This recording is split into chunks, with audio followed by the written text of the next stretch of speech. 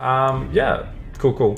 So, guys, interrupt me as much as you want. There's only three of you, so literally anytime you have a good question, interrupt. I mean, obviously, if I'm in the middle of like a nice tangent, you can always wait a few seconds, but shout away questions. We want to have as much discussion, and it doesn't matter how basic something is. I actually feel like the more basic questions are, often they're better at making us really highlight and kind of enunciate like the details, which we otherwise often skim over. Especially because I've been playing the game for so many years now. There's so many little things which I take for granted, which were absolutely huge revelations when I first realized them. So just shout out any questions you have. We'll have a bit of a discussion back and forwards. Yeah, it's kind of a lecture format I'm kind of going to go through, but at the same time, as much interaction and question time as possible is great. So yeah, go ahead, interrupt me whenever.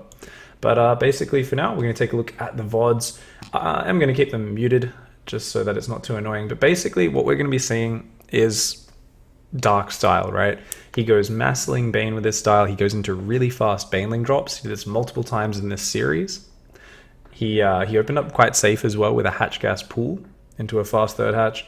And then he basically techs into the fastest possible Brood Lords, while often crushing these big mid-game pushes of like Archons, Charge Lot, Stalkers, Immortals, whatever, just with pure Ling Baneling, and then gets the Brood Lords out before there's the chance for, say, 12 or 13 Archons to get together, before like the Protoss can get together the army, which could obviously basically make Zerglings absolutely useless or Banelings absolutely useless. So the style was really interesting because I think what the best part about it that I find is it's kind of strikes a balance between building a decent economy, but you're also going for early pressure and harassment, which is one of the strongest things in Legacy. I mean, I think Terran, for instance, has such cool kind of light pressure options in the form of so many different things that can come off something that looks the same, whether it be Hellion drops, Widowmine drops, Hellbat timings, all sorts of stuff. And I think going for the Baneling drops and having the early Overlord speed, having that option, not only does it give us 100% vision of what's going on, but it allows us to put pressure onto our opponent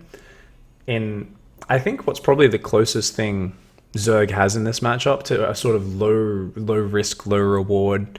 I'm going to kind of aggressively scout you, see exactly what's going on. I'm going to have opportunities to do damage without having to go all in. And I think that's something which Zerg really struggles to find in ZvP, because basically Protoss have the pylon cannon, they've got really good wall offs, this sort of stuff, and Zerg kind of struggles to get ahead in the early stages in economy at all.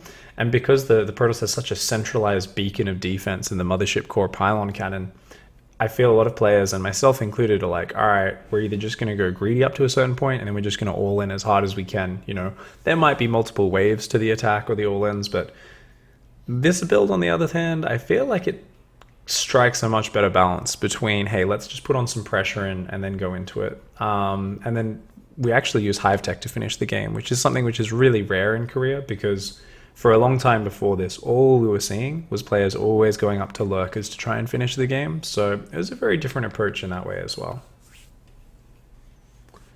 So in terms of the opening build order, we'll go over that now.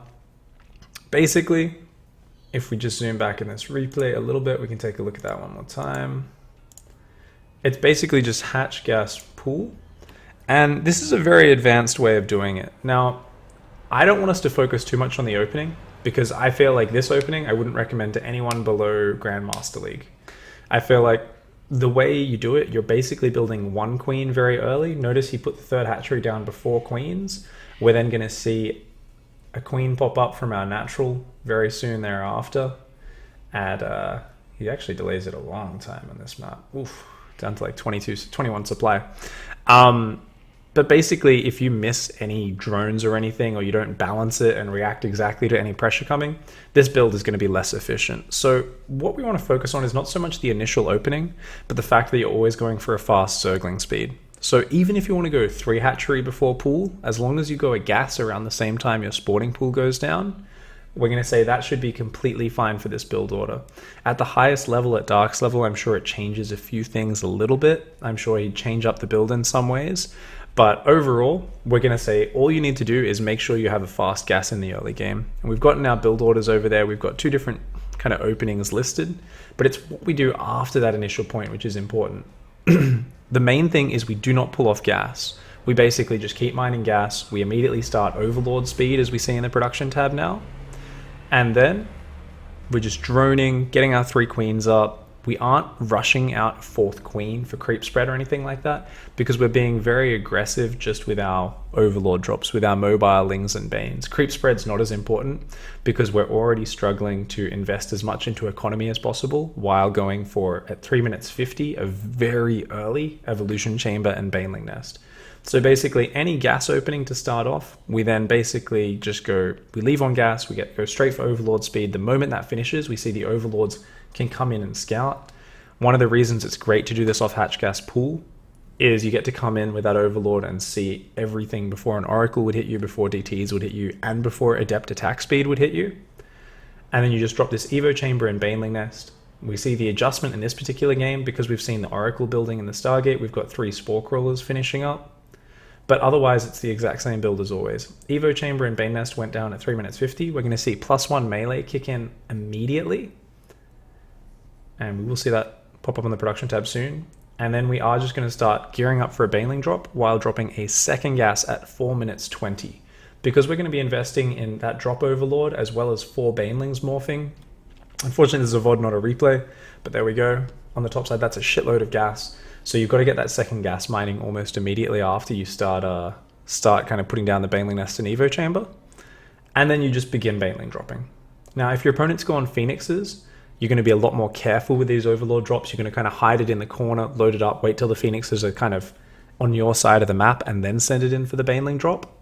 But in this case, if they don't have any Phoenixes out, they open up an Oracle or something else, we see the Overlord drop can come in, and this is where you start to do some really nice damage.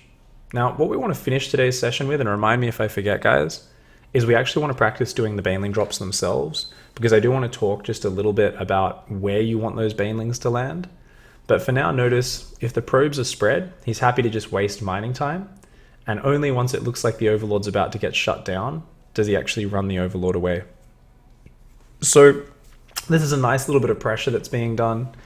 Behind this, we want to think about, okay, what's your transition? Sure, you're going for some Baneling drops, but you're not all inning. What's your follow-up? In this particular game, Dark happens to go super all in. He goes for a crazy follow-up where he basically doesn't drone past 35 drones, just masses queens, masses zerglings, and he just drops everything on top of Protoss. We can zoom through, see how that works out. He just morphs a ton of Banelings, drops queens on top of the oracles to support so the oracles can't kill the Ling Bane. Really cool way to play.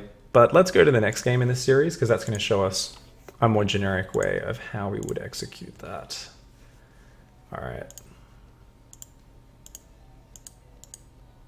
The all-in Dark desk just now comes from the gold bases, I guess, right? Yeah, it's especially strong because it's Prion Terraces, absolutely. You know the Protoss is going to be really focused on trying to establish that third base, so the Protoss isn't going to necessarily be quite as safe to get it because they know they can't delay, or Zerg's going to get out of control on their own economy. And yeah, as you said, it's, you know, you've got massive mineral income, even though he only had 35 drones. Just using those bases. It does run out pretty quickly because those mineral patches start to run out, but at that moment, it was absolutely perfect and it worked really well. So it's cool we hop into this next game because it's the exact same build order, but it is going up against Phoenixes first this time. Stats is saying I want to shut down those drops. So let's zoom forward to when those overlords start happening. So here, at this point in the game, we start to see an overlord go up to the very top left corner and another overlord go to the very bottom right corner. The moment he spotted Phoenixes with his first overlord scout, he was like, oh, okay. We don't change the plan, we just change the execution slightly. Notice the Phoenixes then are hunting. They're looking all over the map. And it's just the finest of adjustments by Dark, saying, you know what, we'll delay the drop 30 seconds. Just going to leave my lings out front your base for the moment. And the moment those Phoenixes, like, if I wait 30 seconds, I know the Phoenixes are going to have checked the edges around the base. And then I can come in and do it. So he's morphed the Overlord back there. He's coming in to pick up those Banelings from the exact same spot where he would have done it. He's just delayed it by 20 seconds or so and made sure the Overlord wasn't caught in transit. And even if you do lose the Overlord with the Banelings in it, keep in mind, you're forcing your opponent's Phoenixes to stay at home. You are kind of keeping their harassment away from you. So even though it's definitely far from ideal, it's not the absolute worst situation to be in. It's still something you can recover from. So from this point, we get to see the more standard transition we were talking about. At 5 minutes, right around there, as you're going in for the Baneling drop, this one being a little bit later than normal, you are getting your 4th hatchery and a lair started. And as you start to oversaturate your 3 mineral lines, that's when you start to add your extra gases. So we're going to actually add that into the build order list right now. We're going to say fourth base plus lair.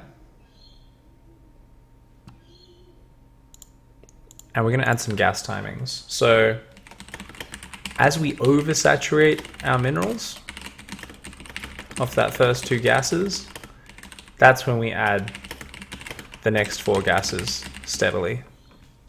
And that's going to work out really well. So obviously, why do we need a fast 4th base? We need more production. With this style, it's incredibly lava intensive. So he needs the fast 4th base in order to keep producing. The lair at 5 minutes, that's a pretty late lair. But you keep in mind how much gas we're putting into aggression, how much scouting we're getting from this early overlord speed, the ability to kill lots of probes, force them home.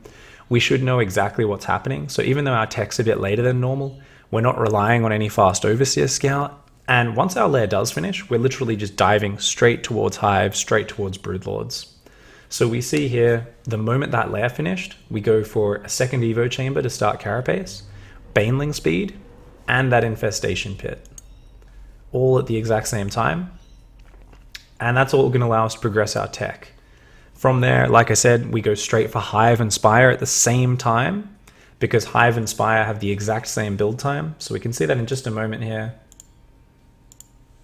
Hive goes down and then a spire drops just a second later.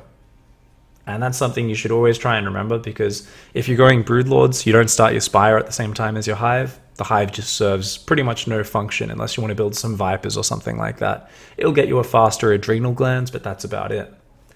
So something else we want to talk about in this game is there's a lot of interaction going on between the phoenixes and the queens. And there's actually been a few change-ups in the style. So let's go back a little bit in this replay. And let's talk about how do you adjust your play against those phoenixes. So if we go back a little bit, what we're going to notice is that the moment the phoenixes were spotted, yes, we changed the overlord paths, but what else did we change? If we go back, normally at 4 minutes 20, you'd be dropping a second gas as the Zerg player. However, in this game, Dark actually delays that second gas because he knows he's going to need to build more queens, more spores against the phoenixes. And this is something you can carry across to all your different matchups. Basically, whenever you've got to build spore crawlers, that really digs into your mineral income a lot. Each spore crawler eats up a drone and another 75 minerals, which is another drone and a half. So each spore crawler is 2.5 less drones you've got on minerals. So what we've seen from Dark here is he said, you know what, I'm going to just delay the gas. And we see he drops 2 gases instead, but about 40 seconds later than normal. So that's a super high level adjustment. But we can write that down in our document as well. We're saying, look, you can go up to 7 queens, delay second gas to afford spores, and then instead you go second and third gas at 5 minutes. So that's the other thing, 7 queens. So notice he's pulled all his extra queens together and he's constantly pushing these phoenixes back. This allows him to use just a single spore crawler in each mineral line. Now, no doubt if it was 2 Stargate Phoenix, he would have extra spore crawlers up, maybe even extra queens. But in this case, against 1 Stargate Phoenix, he says just 1 spore per mineral line, a squad of queens rotating around, and let's make sure we have 7 queens total. So on top of the 3 injecting queens, we can have another 4 queens as sort of the anti-air squad to run around and make us feel safe. And that way, even if, say, one of your phoenixes runs astray, gets picked up by the phoenixes, one of your queens does, then your other queens can often run over, transfuse it, keep it alive, and it really stops those phoenixes from getting out of control. Now that's also going to carry over if we build spine crawlers to defend any all-in. That's going to help a lot there as well. So from here, we can see, okay, there's a few little reactions that Dark makes at different points in the game. He's really preparing his economy to make sure, especially because he's going so aggressive early, like that's such a smart adjustment, delaying the second gas and doing all this. But from here, he just follows the same textbook progression directly to Hive, and we'll watch how that goes. So we're back up to that point where we were previously. Hive plus Spire on the way. Massling Bane. We zoom through, zoom through, zoom through. And as we get to the later stages, interestingly, we do see a few spores and spines kind of littered around by Dark. Just felt like, hey, I've got some excess drones, excess money, why not? But other than that, all he's doing is massing up Ling Bane off about 82 drones. So due to the hypermobility and also the ability to just suddenly build units with this style, we see Dark being, I feel like, pretty greedy. Keep in mind, he opened up, yes, he's done some damage to the economy, and that's been great, but he almost always ends up going to this crazy, like 85. In this case, he's at 88 drones. How can you afford to do that? I think a big part of the reason is Banelings. While Banelings aren't the most cost efficient in every circumstance, what you've got to remember is that you can have 50 Zerglings, which is one of the most pathetic armies out there, but you see them move out at a moment's notice, you turn those into 50 speed Banelings. Suddenly, without having to have the lava available, without having to wait for those units to pop out and then morph them, you've just invested a buttload of money into making those relatively efficient fighting units. So this is one of the big advantages of the Banelings, is the explosive power, as we see at this point in the game, to just make a huge army very suddenly. So if you're ever surprised by something, some attack moving out, anything like that, you can make your army 1,000 times more powerful, and it actually just works out really damn well. These fights, they look really uncomfortable and really painful to us. He's kind of sending in his Banelings a few at a time, but then at the end, finally coming in, only 3 Archons and 6 Immortals left, and everything just crashes over it and overwhelms, because the moment the Zealots are gone, the moment there aren't enough Archons to just instantly kill the Zerglings, those Zerglings just dish out so much damage with those 2-1 upgrades and Adrenal Glands. The Banelings actually don't do too badly against Archons and Immortals when they're clumped up either. So all in all, it's just a very crazy army. And keep in mind, yes, if the Protoss could wait a bit longer, get another 5 or 6 Archons, this fight would look completely different. But that's what it's all about with this style. It's about forcing the Protoss to attack you before he's ready, because he knows you're going to make those Broodlords soon. He can't afford to go up to Tempests yet, so they're going to try and kill you before that point. But that explosive power of that Ling Bane army can almost always hang on if you surround them on creep the way he did, if you run in some Banelings first to try and clear out the Zealots and that sort of thing. And yeah, it just worked out really well with that hold. So a few other points we're going to add into the notes, just quickly here, are we can go up to 85 drones. So a fully saturated 4th base and a relatively fast 5th for gas. So that's going to really help us out. We want to also remember to queue up extra injects on our 4th base and 5th base. You can even think of the 5th base as a macro hatch. So that's going to help out a lot as well.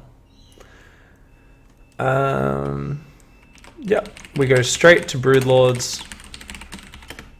So if you think about it, the moment your Greatest Spire is halfway done, you can build Corruptors.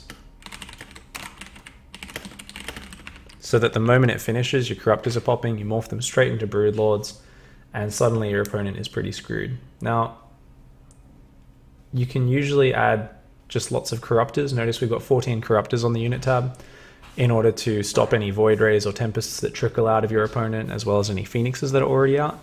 But other than that, you basically just keep massing Corruptor Zergling, and you always want to add an Ultra Cavern behind. We see the Ultra Cavern in the production tab just there, and the Ultra Cavern is so important because that just allows us, so if we clear out the armies and reset the situation, if they say keep making Blinkstalkers and Archons and go to counterattack, you don't have time to make more Broodlords. They're a very slow unit to build. You've got to get the Corruptors out and then morph them. So what you really want to focus on instead is making sure you get the Ultra Cavern. If all the Immortals ever get killed, Ultras are a fantastic unit once again, especially in a messy situation where it's not just you trying to attack into a choke point. So get the Ultra Cavern ready. That gives you a safe sort of transition, and from there you're in an amazing position. All right. Just one question. Where Stats attacked, he had a lot of gas minerals. So what happens if he just has a lot more sentries than he had? So that's a really good question. If they do have a lot of sentries, you want to actually make Overlord drops, and you want to drop on top, because whenever they have a lot of sentries, they're going to ball up quite a bit. Something you can do as well is, you can basically flank from all sides, come in to engage, they drop the force field ring, and then you pull back, wait for the force fields to run out. But that's pretty damn complicated micro. I think normally if you see someone just build a lot of sentries, just go for the baneling drops, just still flank in from multiple sides. But because they have to clump up a lot to make the force fields effective, I think it's gonna work out really well doing it that way. Keep in mind as well that the sentries are a lot of gas quite early on. So that's going to slow down any Archon buildup, any tech towards Storm or anything like that. So even though sentries are very powerful and they're definitely more common as these Ling Bane styles, get more and more popular, you can also focus on counterattacks a lot. So that's something we didn't talk about. That's a really good question that does bring up. So at these points, if we look back in game for a second, if we go back to before that attack happened, I definitely think we could have had some more Zerglings a little bit more active on the map, hidden out there. And we do see, as Stats is pulling out across the map, Dark is actually kind of annoyed. He's trying to send his Zerglings back to counterattack, but he'd just been pulled home by a Warp Prism counterattack. And by the time he tries to get back to halfway, Stats is already sitting smack bang in the center of the map. And Dark just says to himself, oh crap, if I counterattack now, he already knows, like he's going to see me counterattacking. He's going to have units warped in position, on hold position, like in between the buildings.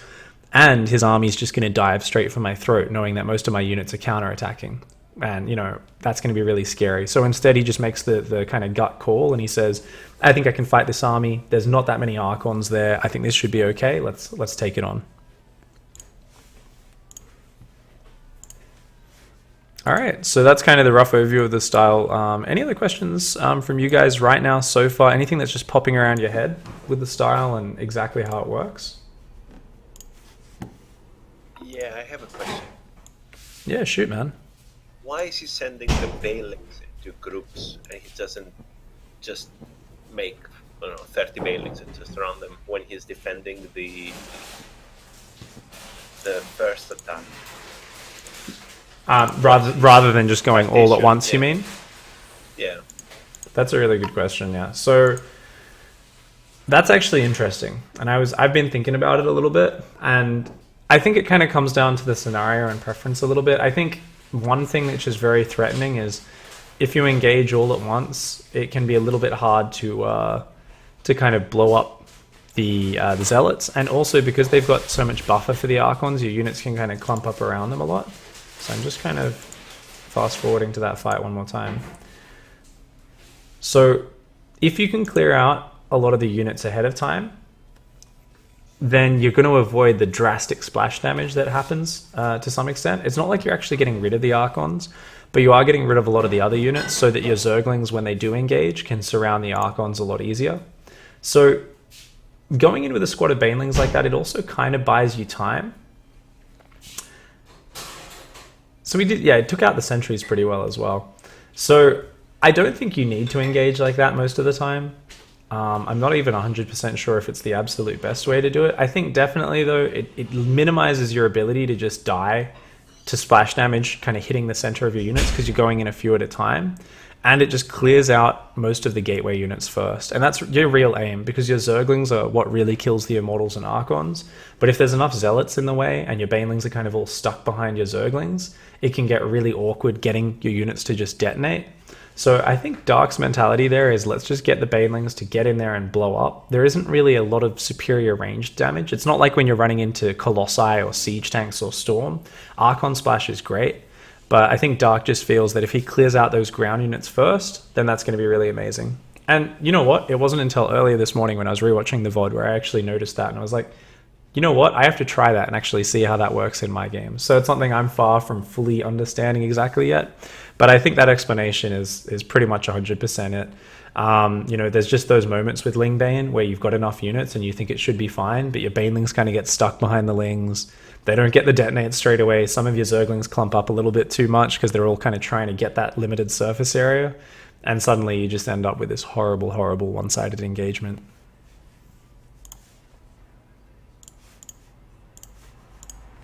All right, cool. So were there any other questions there, guys, just about the style so far? Or shall we progress on to looking at some other stuff?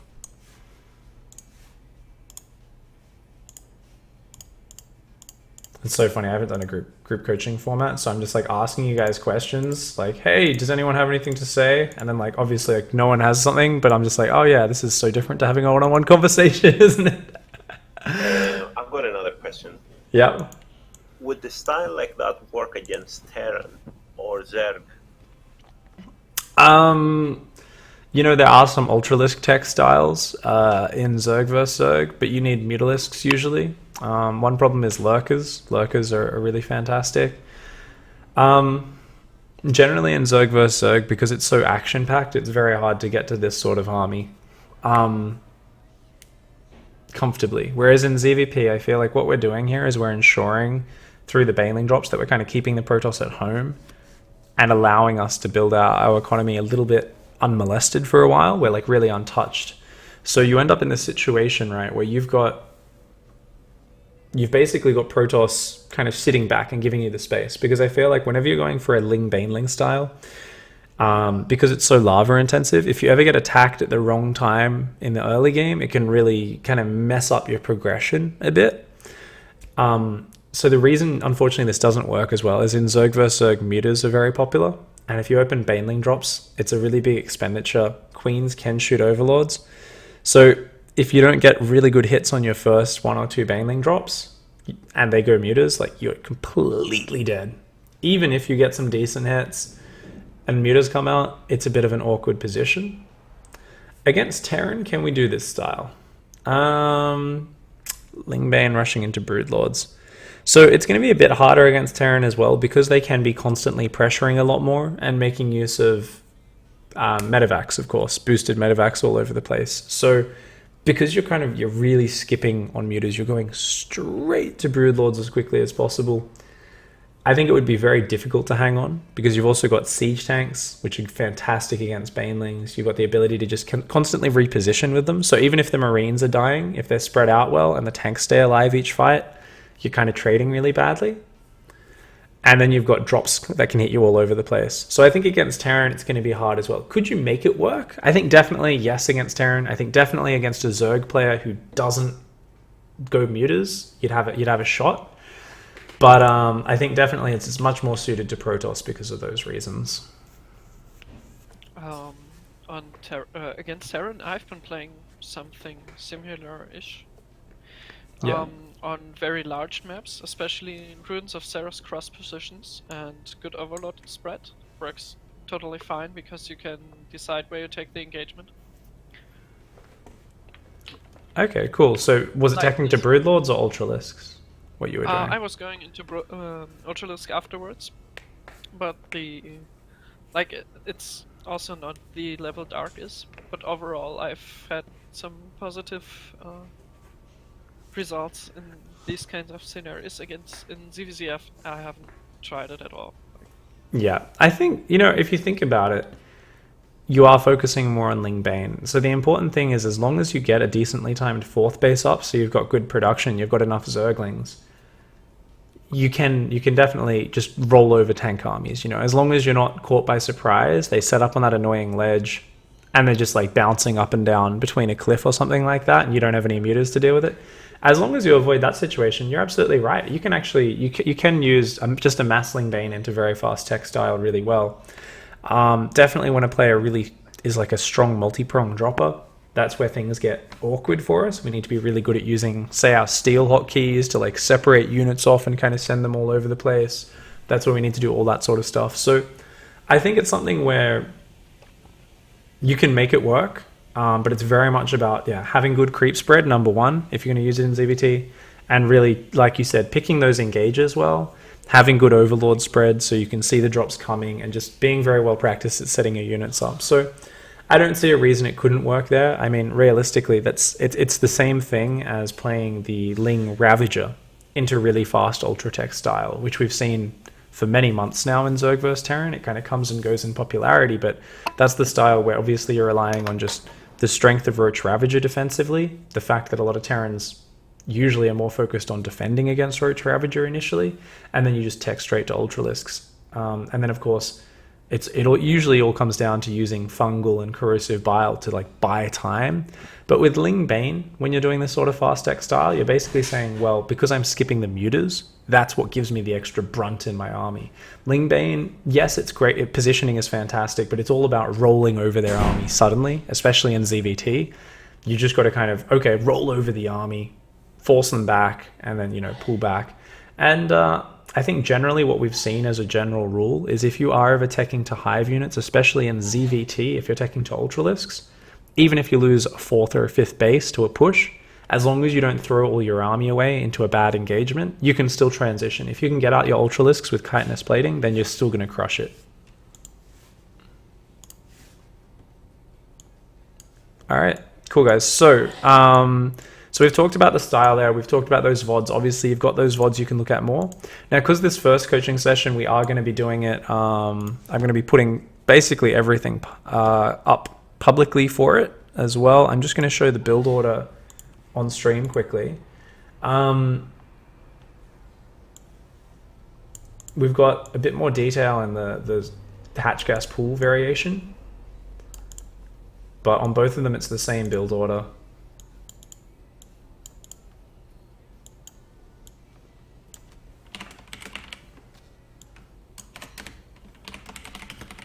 Just editing that slightly. We've got a few notes. Never go infestors with the style because the way the Ling Bane works, notice how the Protoss always has to kind of huddle together anyway to limit Zergling surface area. So they're kind of torn between keeping a little bit spread out against Banelings or using force fields against Banelings and staying clumped up to limit Zergling surface area. So that's obviously how the Ling Bane works in tandem anyway. That's why if they do get sentries, we just go for Baneling drops because they're so much cheaper than getting infestors. And it's all about rushing to that Broodlord tech so that if in the VOD we watched, of course, if we did see stats wait for another 4 or 5 Archons, Broodlords would have finished.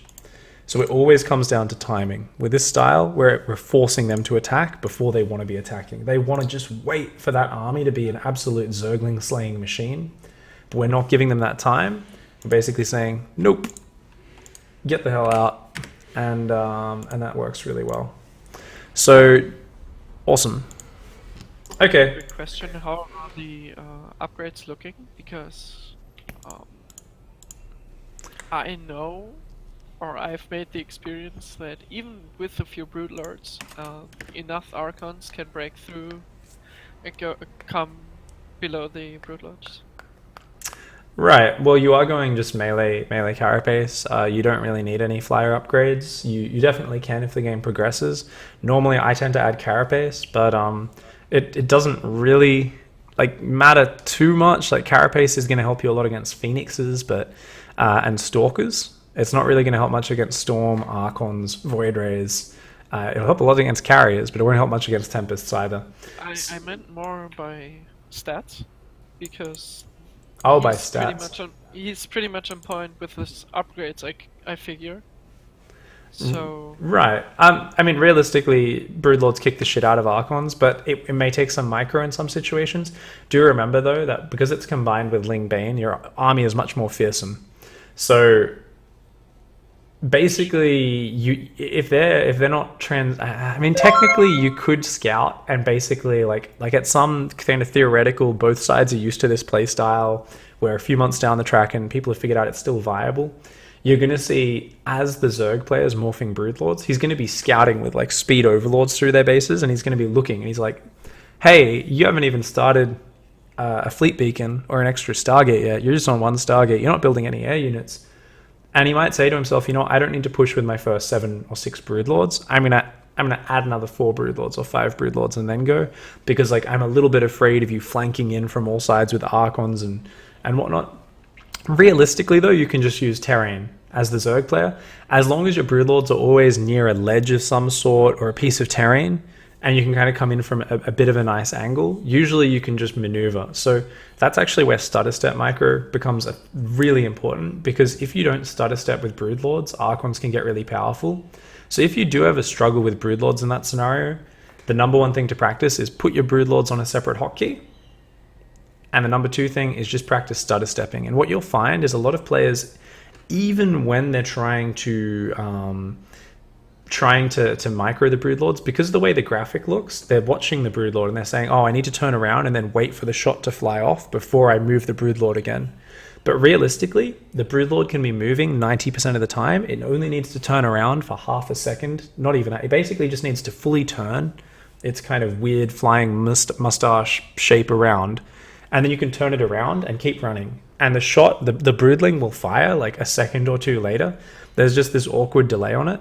So as long as you remember to just kind of pull it away, turn it around for move it around for half a second and then keep it moving, your Broodlord stutter step is actually incredibly powerful, because each time they shoot out those Broodlings, it's like shooting out a miniature force field.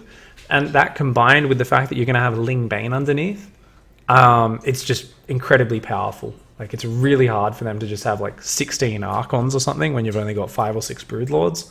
And any Stalkers or other units are just worthless against the combination of Ling Bane Broodlord.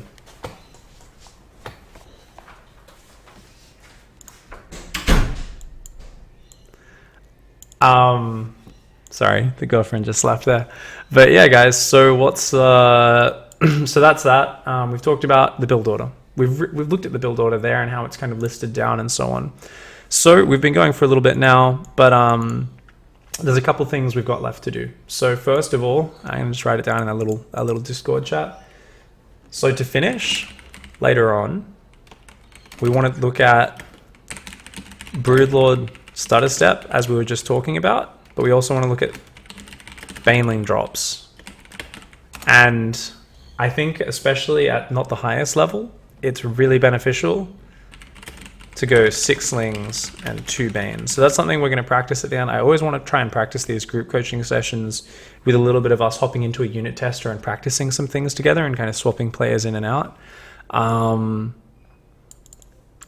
Before that, I've got a few other replays we can look at. I can also run us through the build order. So I think what we could do for now is just take a look at a replay so that we can actually all look at it together at the same time rather than looking at an awkward VOD. So hop into chat channel pig by just typing /join space pig and hitting enter into any chat channel in BNet.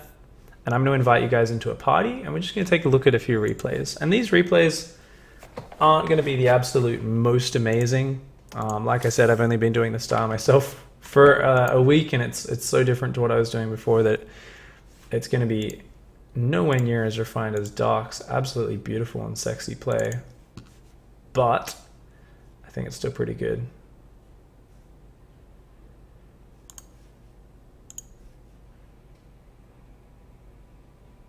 Yep.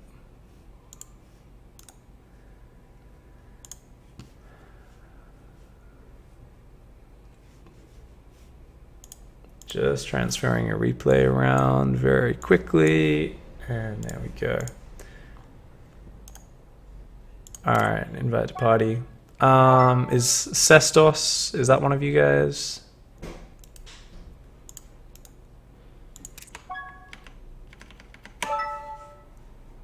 So I got Theos.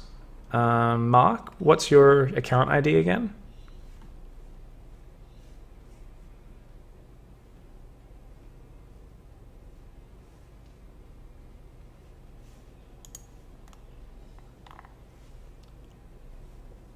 I can't hear you. I think your mic's muted right now, Mark.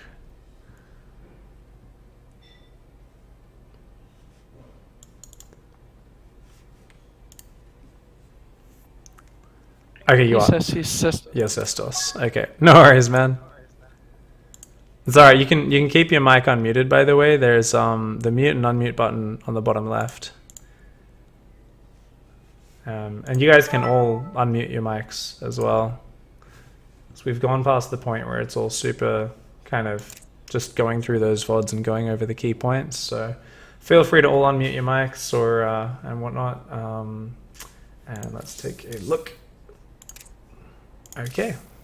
So we're going to dive into looking at a replay here. This is just a replay of me off ladder. And I'd say it's It's interesting, especially because what you guys were saying and asking about with like the Ling Bane, running the Banelings in separately. Because I was in this game, I recall taking, I think it really shit Ling Bane engage versus Archons. So luckily it worked out in the end, but it was definitely a bit sloppy. So we can talk a bit about that as well as just the execution of a few of the other sections. I think on the plus side in this replay, he like doesn't react to the Baneling drops properly at all, so that's always something which you can kind of hope for. Now, we are going into Invader. One thing to keep in mind about Invader is you guys might have noticed that there's like this weird impassable high ground behind the natural, and all the way along like there's like these cliffs right next to it. So it actually makes it really awkward to come in with drops from a surprise angle. It's like very difficult to come in without them seeing you. That's just something to keep in mind for Invader in general, is it's really hard. Like, luckily the kind of fourth base and so on gets spread further and further, so things like Muta Harass and Baneling drops continue to be really good throughout the mid game. But in the very initial stages on Invader, it's very hard to, like, say, dive unit Mutalisks through a base, or to kind of sneak Baneling drops in from a surprise angle. All that sort of stuff can be super uncomfortable here, to say the least.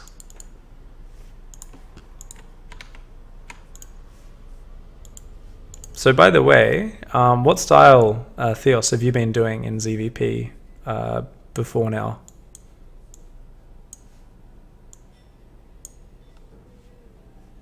Sorry, I was trying to find the unmute button. No worries, we're all noob with Discord so far. That's cool. So, if they go Phoenix, then I play Corruptor with Roaches. If they don't go Phoenix, then I try to go Heavy Muta, and I play as greedy as possible. 3-4 hatches as quickly as possible. 80 plus drones. Okay. Muta. And do you like, when they go Phoenixes, do you try to do like the Corruptor harassment with the caustic spray? Do you pee on the Nexuses or anything like that? My APM is limited to a certain extent. I'm only platinum, so I do try and do that. It works quite well. Yeah. So yeah. Okay, cool. All right, so you're kind of like an air guy, so kind of roachling into mutas or corruptors. Cool. Yeah. Mark, what about you, man? What sort of composition have you been playing in ZvP up till now?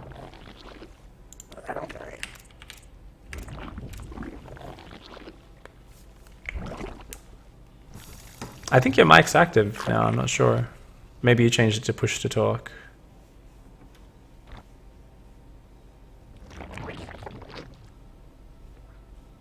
Anyway, Eon Blue, you can answer while Mark figures out his mic. I really don't know. I've been playing so much weird stuff in ZvP just because there are less protos than others on ladder. Okay. But I've been trying several things. Mostly I've been just going for Rotator Dagger. Okay. Cool. But have you nothing experimented with particular. Baneling styles a little bit? Yeah, quite a lot. Also in HOTS, I've just went Ling Bane in masses. As I said, against Terran on large maps, this works really good in my opinion. So I've been just doing it here as well. Some on Ruins of Ceres, or when the third is really open, it works just fine as well. Okay, cool, man. Alright, Mark says he's been doing Bane Bust with Speedling Flood. He's not good versus Protoss, so hopefully we can help get some direction. Okay, cool. By the way, for you guys as well as for the guys on the stream, I'm gonna be this is like very much a specific kind of hot strategy session we're doing, where it's like this is like a new thing, which I think is really exciting. I think it's a cool, reasonably solid way to play the matchup. Obviously time will show us exactly what the counters are. There's always counters to everything in StarCraft, how to avoid those and how to adjust. But our other sessions, we're going to try and make them a lot more general and focused on trying to help all the races a little bit more as well, in terms of trying to go back a little bit towards kind of a day 9 style of explaining the fundamental things. Because I feel like StarCraft has been so dumbed down, not in design, but in how we seek to understand it, partly because everyone's looking to kind of pad their ego every time they lose a game and say, hey, I just lost because of this one mistake, and you know, or I just lost because of this. But realistically, I feel like there's so many hundreds of decisions that happen in every game of StarCraft, so we're going to be talking more and more about those. And even in these strategy ones, I do want to start incorporating more kind of talking about things in general concepts, rather than always just talking about, oh, well, you just want to do this at this time, you want to do that at that time because that's good. So so yeah, as I said before, like any questions about even the most fundamental or basic things, shout them out. Yeah, absolutely, man. You took the Bane and the evolution 20 seconds earlier than Dark. Is there a particular reason? So you said 420. Oh no, 420 is the second gas. 3 minutes 50 should be the Baneling Nest in the Evo chamber. Ah, okay, sorry about that. No worries. Right around the time, yeah, we'll see OV speeds finishing then. So, Mark, you're having a bit of lag, man. Is the game freezing up for you, or? I hope your internet's okay. I hope you can can you let us know if you can at least hear us clearly. Hopefully, it's just Battle.net that's lagging.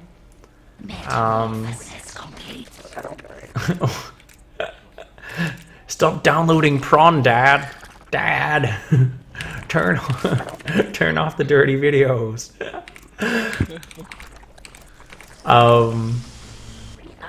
Yeah.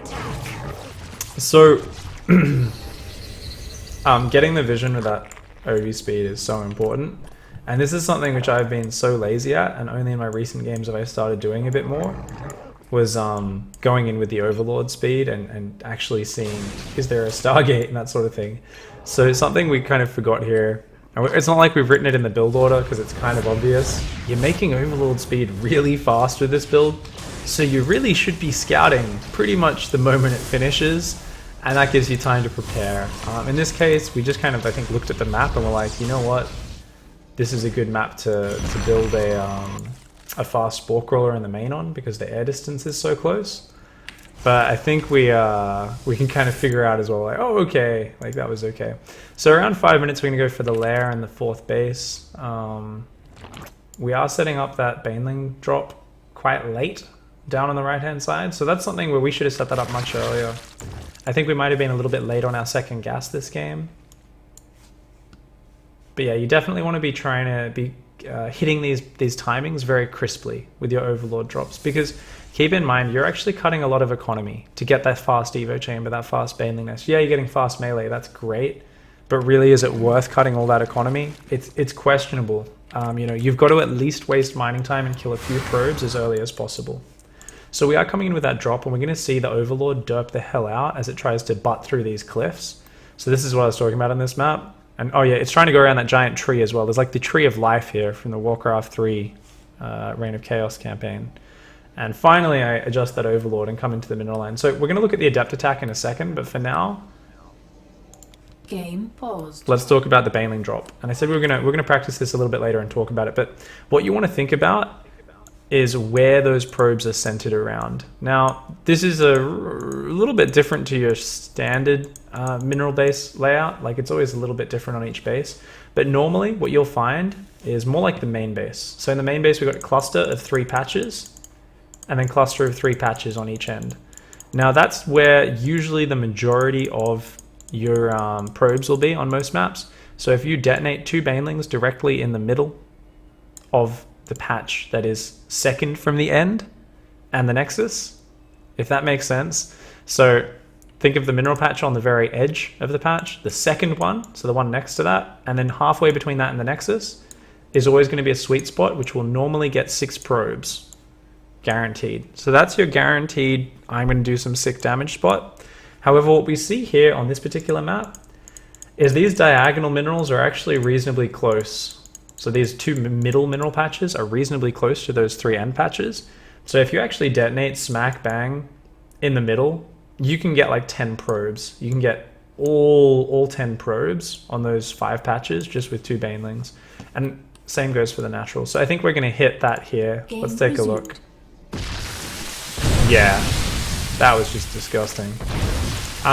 So normally you want to try and do that. However, often you'll end up with these probes with 5 hit points. So what I'm actually going to start doing myself, and I advise you guys to do it as well, don't go for 4 banelings, go for 3 banelings and 2 zerglings with your drop.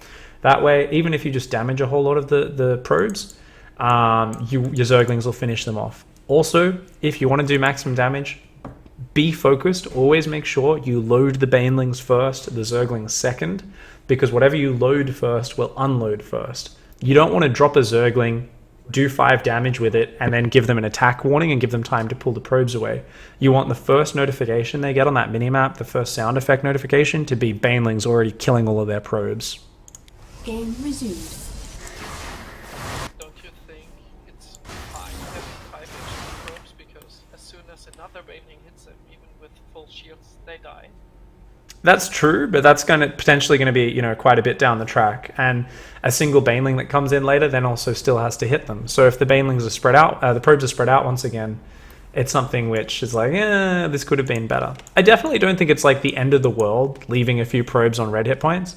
But there are times where you end up with an entire mineral line on red hit points because they've like split, but they were like just too late, but just in time as well. And because all your banelings have detonated because you've been busy microing elsewhere, you've got like this whole mineral line on red hit points where 2 zerglings would kill all of them. So I think it's more reliable damage if you do load that up. I think if you go for 4 banelings, it's not like the worst thing in the world, but I think definitely 3 banelings, 2 zerglings is going to be more reliable. Especially at the lower skill levels where it's much harder to micro the banelings and so on, and it's much harder for them to micro against the zergling baneling. So let's look back a little bit at that attack as well, because something you need to understand with this style is how do you hold on against attacks with your Ling Bane. So what we're going to do here is take a look at that big adept attack. It's not with attack speed. Oh, sorry, Mark. I forgot your one was lagging, and then I went and put it on 8 times speed. Like the mean person I am, trying to melt your computer to pieces.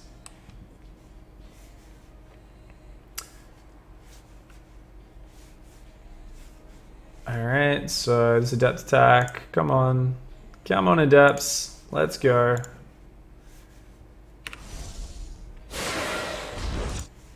So if we look at our base, Game paused. notice this is the point where random adept attacks become very popular.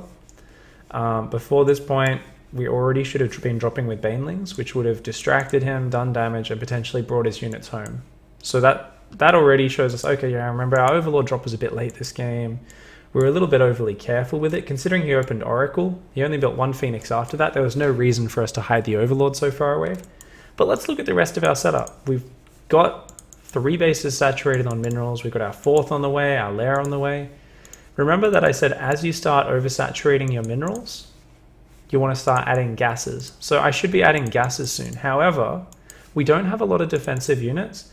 And like we said, this is a point where they could be attacking us. We already spotted a decent number of adepts. I think we just saw him move out as well with like these with the zergling. So yeah, we kind of ran a zergling scout in to see what was happening. And this zergling's going to see a whole lot of adepts as it runs up this ramp. It's going to come up here. Yep, see a probe. It's going to see a whole lot of adepts. So we know, even though we might build a few safety zerglings by default at this point, and we definitely build extra overlords to make sure we're not supply blocked if we get attacked, we realize, okay, we absolutely have to react. So we should be morphing banelings, and we are going to do that now. Normally, anywhere between 4 and 6 banelings is the magic count, so that if you get the adepts clumped up, you pretty much kill all of them. That forces them to spread out, kills them if they're clumped up, allows your zerglings to be effective. So remember the combination of Ling Bane, it's always about the banelings force your opponent to spread, which gives the surface area to the zerglings. The surface area is what allows them to be super effective.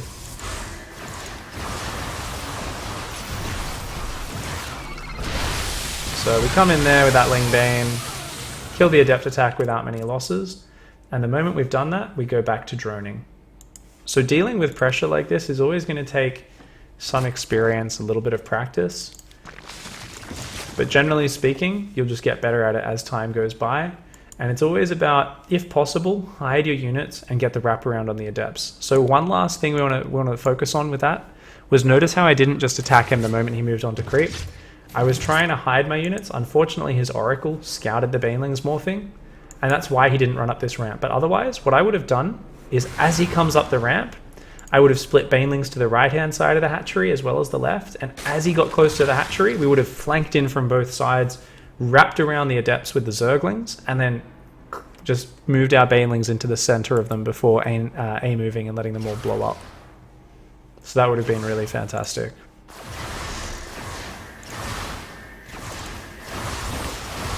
So let's fast forward here, back to where we were before. So we see, like I said, gases should be going down as we oversaturate these bases. So we've added the gases on our natural, we're adding the gases on our third. And remember, when that layer finishes, what's the first thing we do? We go straight for an infestation pit, Baneling speed, and +2 melee. And the second Evo chamber to get our carapace as well. So we're just going to go straight for that tech. Meanwhile, our Zergling's getting a bit of scouting, a bit of harassment.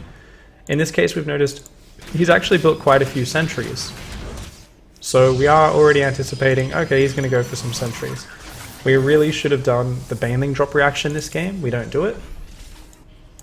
But also, notice we just keep Baneling dropping. Now you should always just continue to Baneling drop. This time we see me having my Banelings and Zerglings loaded in the wrong order. But notice this single Zergling in there, just picking off those weak probes, does amazing damage.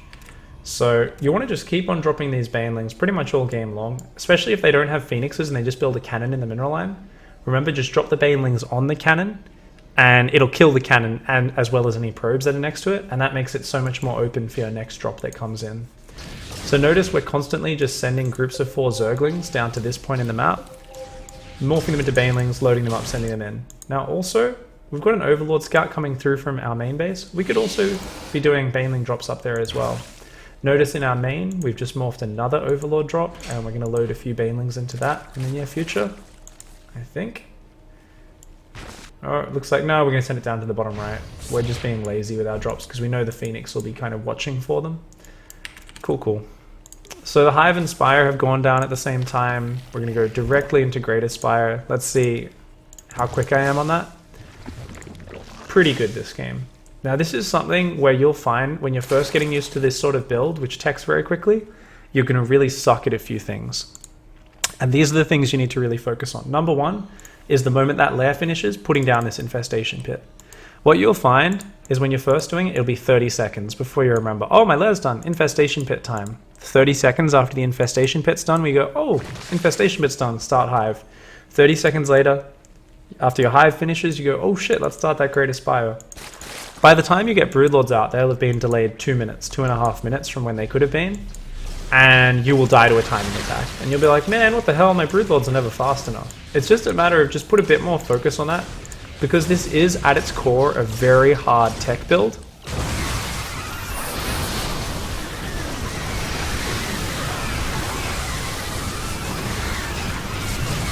And that's what we call a shit engage, kids. Should have waited for those Banelings to morph a little bit more, I think. And definitely we moved our Zerglings past a little bit too far before we did the A move. So it takes a bit of practice for this, but let's look at that fight one more time, and let's look at what we could do better there.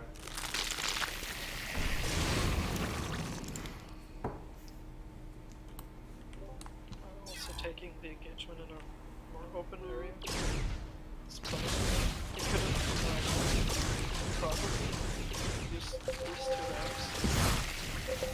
As flanking locations. Flanking and either pulling deeper in the area here, and just pulling him up a ramp.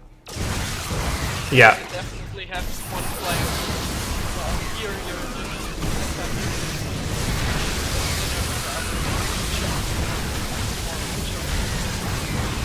close to those ramps. Sorry, just turned off my game sound, but yep. So if you guys couldn't hear it on the stream, because I know that my game sound was drowning that out a little bit, what Eon Blue was saying there was a really good point. He was saying that we could just flank from all these different ramps. Just come from up here, come from here, as well as from the front. And when it comes into the open area, you know, you're going to flank in from all sides. Now, the problem with that in this particular scenario is that he had a lot of force fields, and we didn't have anything to break them. So coming down ramps would have been a mistake. And we can tell that's actually the reason we engaged a little bit further forward, because if he got any closer, he could start kind of going up ramps, getting into choked off areas and force feeding us out. But that's exactly why Baneling drops would have been amazing. Because then if we set up exactly the way that Eon Blue was saying, where we set up here, here, here, even if he zones out one side or something like that, you can still be dropping Banelings on top of him. You can still be kind of diving over the top of the force fields in that regard. So definitely could have been really amazing. As a general rule though, the most basic thing is just always try to come in from 2 angles. Try to move past the army and then A move as your units wrap around it. If you do want to get more advanced, then do what we were watching Dark do, where he sent in 20 Banelings at a time. You know, sends in 20 Banelings to try and clear out the Zealots, sends in another 20 Banelings, and then goes in for the big engage with the rest of his Ling Bane. Definitely very important to try and fight in open areas though, so that is something we saw there. So after the fight, I went to counterattack with Zerglings. The great thing about Zerglings is they're a no-risk counterattack force. So you can always get them out of any situation. So you just want to send them in at all times to go counterattack. Even at this point where I'm pushing with Broodlords, I know that my Broodlords can't really get overpowered by his crappy army. So we're continuing to counterattack with a large force of Zerglings, while the rest of our Corruptors and Zerglings reinforce our Broodlords. So at this point, we're just going to be able to do it that way.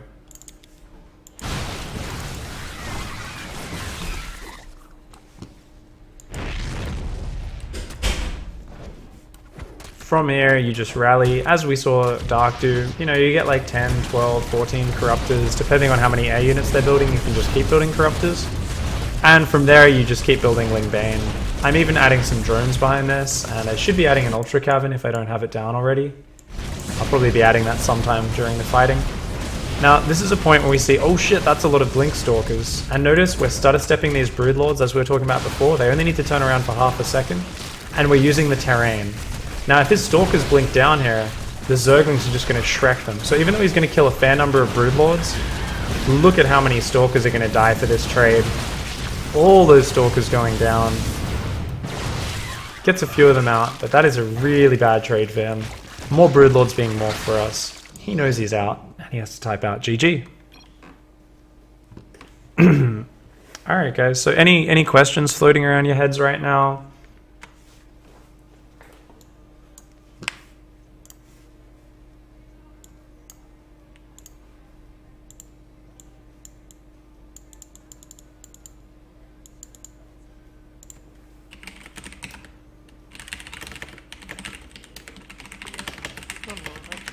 The only thing is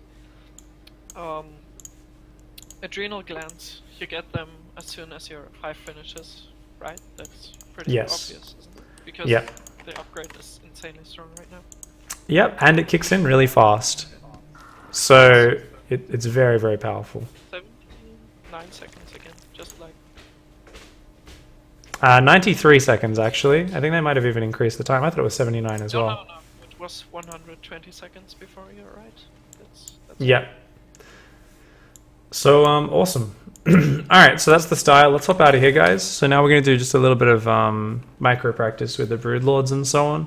So, realistically, what is the best thing you guys can do to practice this build? This is for you guys as on the stream as well as the guys who are here in the session. It's to practice the build in an empty custom game, to just hop in there, no opponent. You can put an easy AI or something in there, but it's not about challenging yourself. And AI is like, it's almost so pointless to play against once you've hit, you know, Gold League or whatever, because it gets to that point where you're just like looking at it and it just does the most random things. It's like, I'm going to build a Raven and a Battle Cruiser and a Ghost, you know, like it's just so pointless to play against.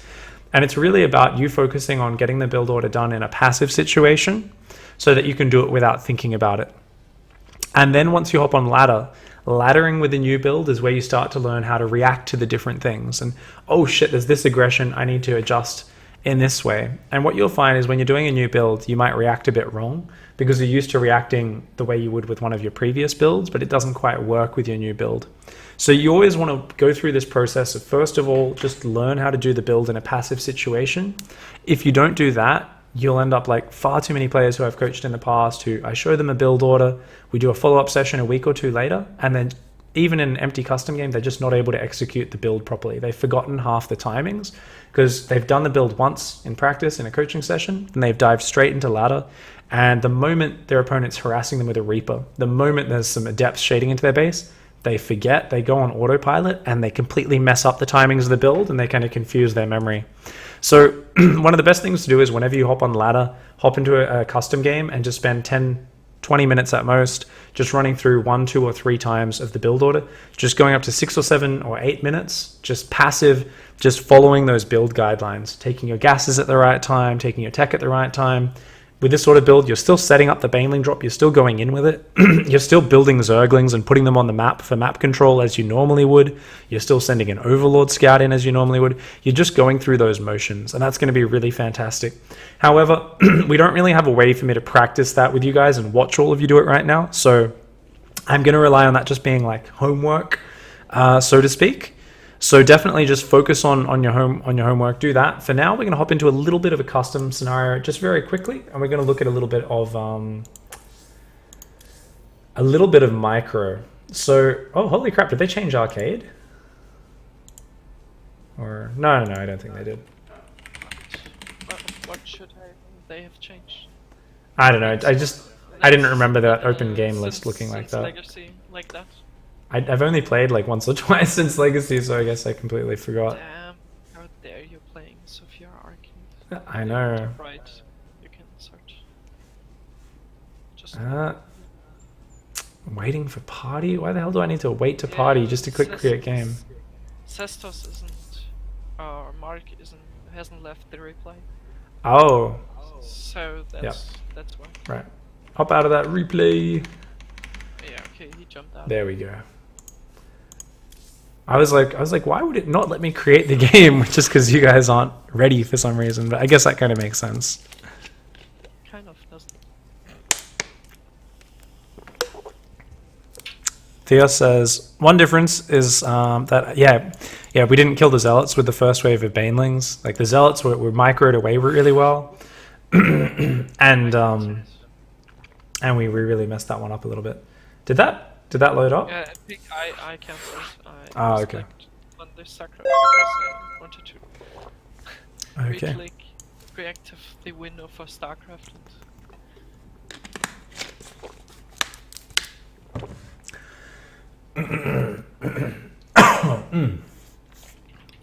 Alright, one person hasn't accepted yet, or maybe they're still downloading the map, so just make sure you accept it, guys. Now we go.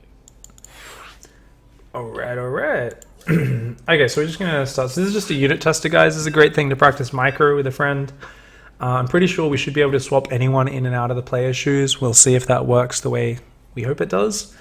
Yeah, basically we're just gonna hop in here and figure that out. We are kind of, pretty much out of time. Well, we are out of time, but because it is our first one and we're still kind of getting used to the flow of everything, happy to do a few extra minutes this time around. And I really do think us actually getting some hands-on practice, even if it is just a bit of micro to do with the same sort of style we're learning or we're talking about, is always, otherwise why do group coaching? But I think if we do group coaching, we should always kind of get our hands on, get used to practicing with each other. We can always add each other as friends afterwards as well, and start to practice together. And that's going to be really helpful. So if you guys are ever in this map, you want to click terrain and field, as I just did. That's going to make it big enough that you can actually practice some stuff.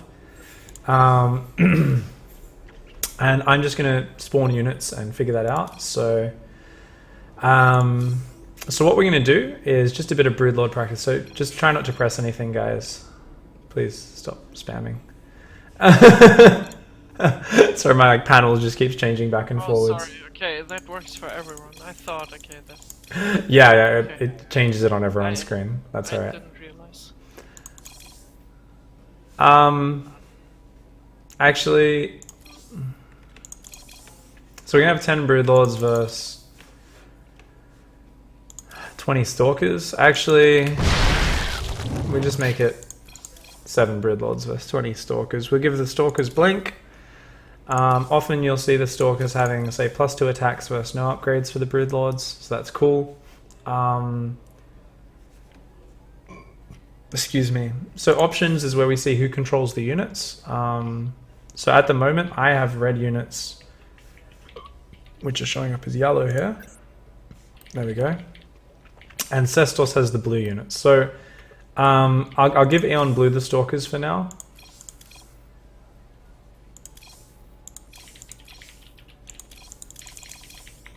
Oh, okay, it is working. Sorry, it was just lagging. Okay, so we're just going to start, just so I can demonstrate. So, Aeon Blue, you can use Blink Stalkers at least vaguely, right? Damn, I have ping. Oh. Oh, one sec. Sorry, let me just sort my hotkeys back to standard. I'm not used to using this. The ping is very... Oh, we're on Australia because... Oh, we're on Australia? Sorry. Shit. Okay, we'll hop out of here because you guys will all have horrible lag. Whatever. No, all three of you these will have Stalkers really don't bad really lag. matter too much, but They don't, but the point is I want you guys to actually be able to micro the Broodlords, so... I figured. Oh my god, what the fuck is going on, game? It has to like relog me back in or something? Okay, there we go. No, everything is fine. Alright, so I'm just going to host it on Western US. Actually, we'll host it on Eastern US so you guys can micro. So this is going to be some cool micro that we do.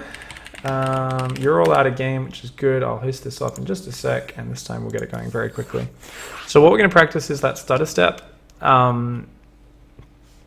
Also, guys, I know Aeon Blue knows how to do it. Mark and Theos, do you guys know how to drop out of your Overlord while it's moving?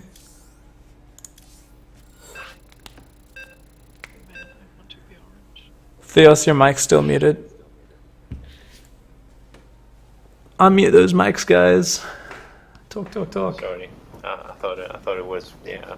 I was talking to myself. No worries, man. So I press I play grid. So V is the drop button, and then I press on the Overlord. I click Awesome. on the Overlord with the drop, and then it's doing the. It drops all the bailings. Yeah, and you can keep moving it around as well, and it'll keep dropping. So Yeah, but I don't know how Dark did it to drop only 2. so he would have just been clicking on the picture of the Baneling down in the wireframe. Oh, the pixel below. Okay. Yeah. The other way you can do it is make this that your drop Overlord moves while dropping, but you click stop as soon as you drop 2 Overlords. As soon as you swap 2 Banelings, yeah. I think Yeah, exactly. that's one way to do it as well, yeah. Options, and we'll give...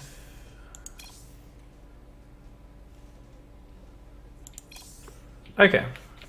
Alright guys, so basically remember Broodlords are always meant to be on a separate hotkey. Now notice I'm clumping them up. Still Australia, for some reason. I put it on... Because, yeah, probably because it's an arcade game or something. What the hell? I can host it up. Alright, fuck it. Well, we're just going to do it with lag for the moment because it is the same actions. It's just going to be more awkward for you guys. But anyway, guys, so back off with the Stalkers for now. Don't kill me. So, guys, first of all, we're clumping up the Broodlords. So this is something which is somewhat beneficial. You don't need to focus on doing this too much, but this can help a lot if your opponent doesn't have splash damage. Now, if you're doing this and your opponent has Storm, you're probably not the smartest person. Yeah, if you've got really insane micro and you're ahead, so you know you can kind of bully them back, it's fine to do this, because you know you can always stay out of range of the Storm. But otherwise, you might as well just let them spread out a little bit, you know. That's fine, that's fine. So anyway, the point is, as I was saying before, you basically just want to move, turn around to A move. Move back, A move. Move back, A move. Move back, A move. So anyway, Aeon Blue's gonna come at me, so let's fight, man. Go. Just aim up and blink back, or how do you want? No, you just attack at me however the fuck you want. Just move command. Don't even use blink actually. Just attack at me. So you can try to move command forward a bit, yeah. But notice, guys, we don't really need to turn around for very long. Yeah, there's no Terran. In this scenario, we don't need to use any Terran because we're just talking about the micro. So, I mean, well, there is a little bit of Terran. So here we go. We see me abusing some Terran now. But even without Terran, it's the exact same micro that you want to be doing. Our allies are being attacked. Let's just start a step. Oh, I use the terrain right now. Your broodlings can't attack them, basically. I think your broodling army was pretty weak with no links to support them. Yeah, yeah. And the point of this scenario is not for the Broodlords to win. Definitely not in open ground. Broodlords on their own against Blinkstalkers with no support is actually like usually a pretty shitty trade, unless you've got like a big cliff to stand over or something. But basically that's what we want to be doing. So let's reset. I know it's going to be a bit laggy, but we're just going to change the player control around a bit. So there we go. Cestos can use the units. I'm going to use the Stalkers this time around. Sure. Okay, so now we can start. So just try to get used to just using the stutter step. At first I'm just going to... So come out to the middle of the map, man. And I'm just going to A move at you. So just get used to that stutter step micro. Yeah. Alright, I'm going to do a little bit more forwards micro now.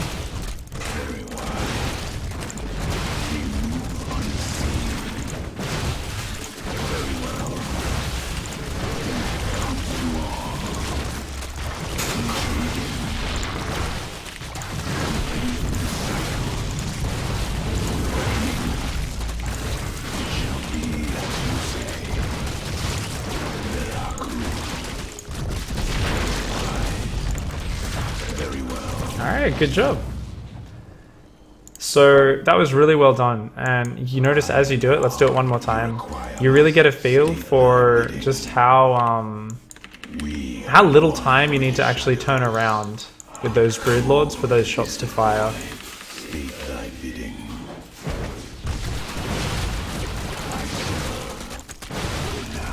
So you don't need to